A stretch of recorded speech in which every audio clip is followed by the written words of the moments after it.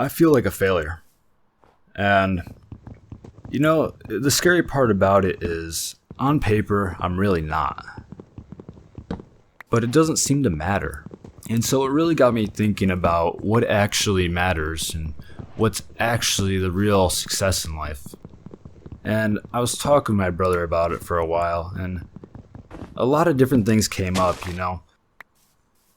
people think a lot about, getting rich, getting physically strong, and, getting your dream job and getting relationships and all that. And they're all markers of success. But at the end of the day, how much do any of them actually matter? If you guys don't know, I have a second channel, and I've been doing YouTube full time for a while. And for whatever reason, I still don't feel that successful. I often tell myself, I'm like, 99% of children, when they say what their dream job is, they say they want to be an influencer. And I am. But it doesn't mean anything to me. And I'm starting to realize the things that just come to you, they don't seem to mean a lot. It's kind of bizarre. And it's almost like there's something in the background working against us. We go and go and go, and then I'll be happy. I'll get this, and then I'll be happy. I'll get that, and then I'll be happy. And then you get it, and you're still not happy. And so you gotta start wondering, what is actually the solution here? You can try getting all these material goods. I'm sure having more money feels a lot better than having no money. I'm sure having a relationship feels better than not having a relationship. I'm sure being physically fit is better than not being physically fit. But it's not the overall solution. And I've read a lot of books. I've read a ton of books. And, I've read some religious books as well. And, the thing I'm starting to figure out is desire. Desire is the root of pretty much suffering.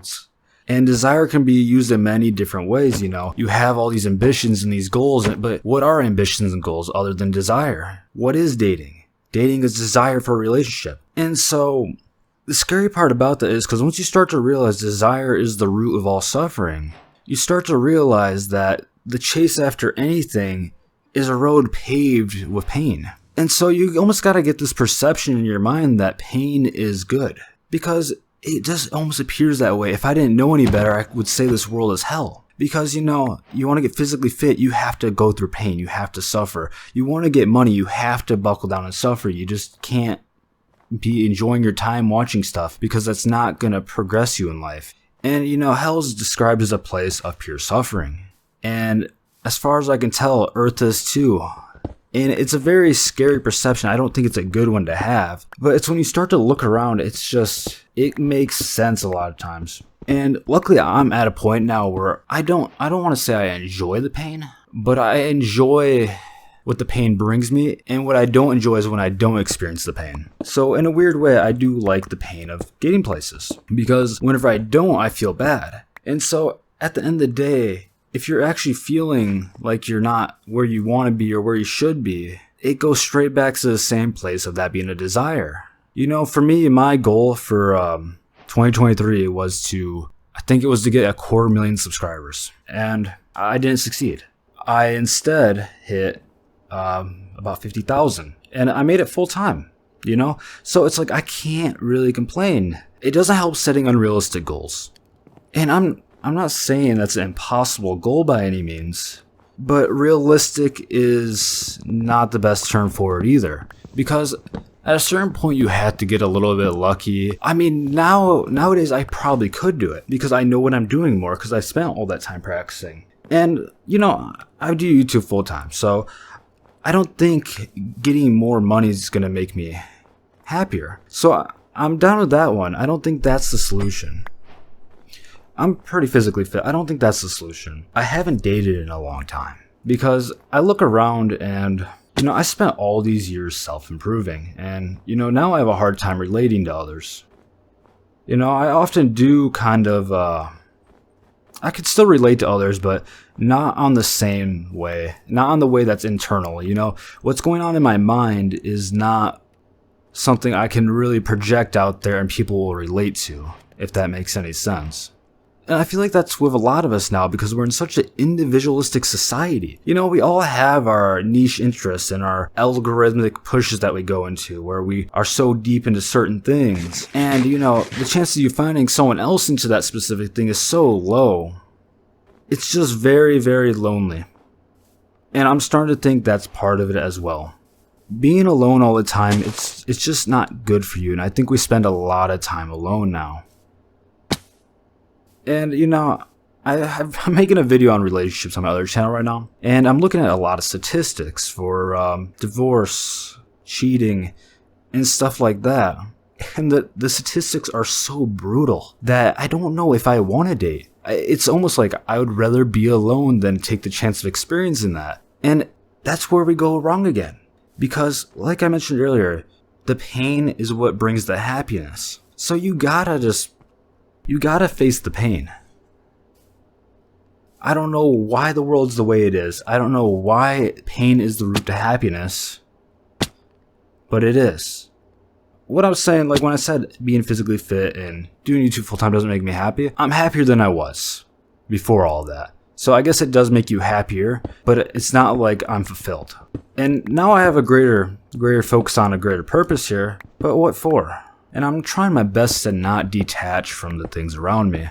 Because once you start becoming detached, it's just, life is empty and meaningless. It's autopilot. Which, that's even worse. If you're not consciously aware of what you're doing, you're very much on a meaningless path. And I've been meditating for probably a majority of this year. I've done it almost every day. I've been journaling, I've been working out and all that.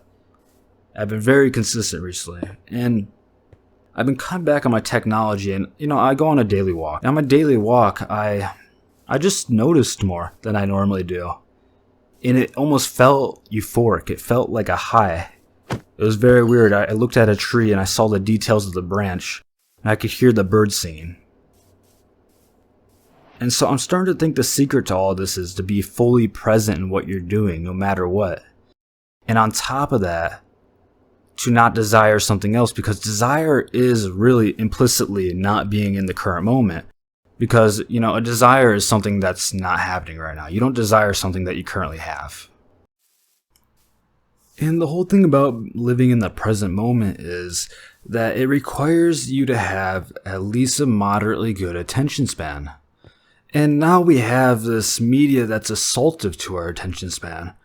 I mean, if you guys look at, like, let's just use Fast and Furious as an example. If you look at the first Fast and Furious movie versus the most, like, recent one, the pacing difference is very much, like, noticeable. And so our attention spans are getting worse. Like, that is obvious if you look at the world around you. And if you can't focus at all, you're kind of just never going to be able to live in the present moment. This also has to do with your dopamine levels too, because I mean, looking at a tree is never going to hit you the same as listening to goofy ass sounds and your phone vibrating and sending notifications and people giving you millions of likes and stuff like that. It's never going to hit the same. And once you have that dopamine hit constantly, you kind of become numb to the world around you. And when you're numb to the world around you, life really starts to seem pretty bad.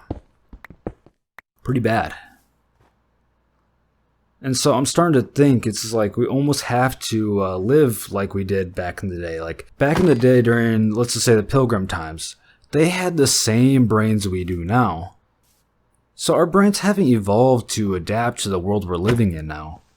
And so it only makes sense that we shouldn't be living in the world we do now. On your phone you have a screen time app, right? And mine's about 2 hours a day. And I think that's still too high. I know a lot of people are higher than that. But I'm personally going to try cutting down to maybe an hour. And that hour, I want that hour to be filled with my meditation, my notes and stuff like that. Because I'm really starting to realize if you're not in the present moment, you're not even alive. You're literally not alive. You're on autopilot. You're an NPC. You're not doing anything. Guys, we gotta wake up.